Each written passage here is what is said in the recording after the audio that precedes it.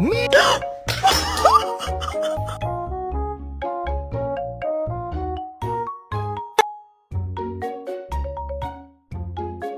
Remy ya.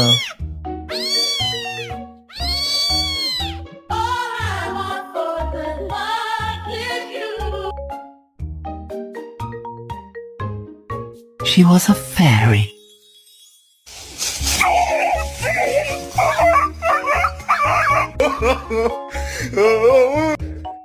In nomine Patris et Filii